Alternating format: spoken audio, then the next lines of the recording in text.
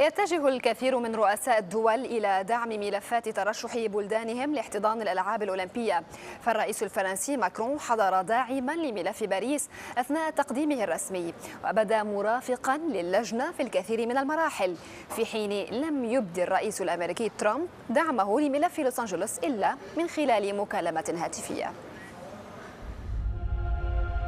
الألعاب الأولمبية أو الترشح لاحتضانها تسمى في العادة حدثا رياضيا كبيرا كل يراه حسب منظاره، فمن يريد التوسم بتنظيمه لا يغفل أي عامل تأثير حتى ولو كان سياسيا.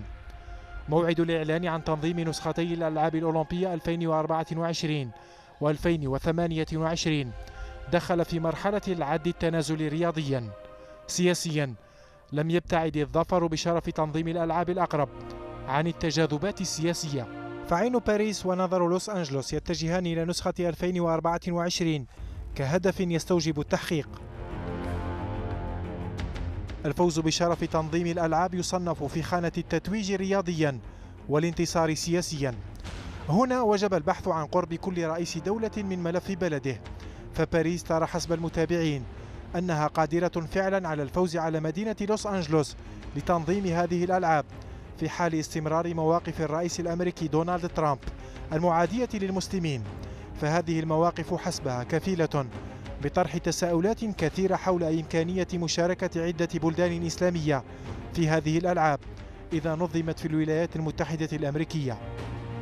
رغم ما يقال عادة بأن الرياضة لا علاقة لها بالسياسة، إلا أن الرئيس الأمريكي لم يخفي دعمه القوي لملف لوس أنجلوس لتنظيم ألعاب أولمبية كبيرة، وتم ذلك من خلال مكالمة تمت بينه وبين باخ رتب لها مثل ما يقال عمدة المدينة الأمريكية المرشحة. هنا صوت الرئيس الداعم الوحيد، وإذا تمت المقارنة بينه وبين الرئيس الفرنسي فنجد هنا صوت ماكرون وصورته حاضرين أمام باخ. هنا الرئيس الفرنسي يستقبل أعضاء لجنة ترشيح باريس لأنه يعتبرها مساحة لإبراز التميز الفرنسي في مجالات عدة، وهنا لجنة ترشيح لوس أنجلوس. اقتربت الأيام باتجاه الإعلان، واقترب الرئيس ماكرون أكثر من ملف بلده، فحضر تقديم ملف بلاده بشكل رسمي، ولم يكن أعضاء الملف الأمريكي أثناء تقديمه إلا برفقة أنفسهم.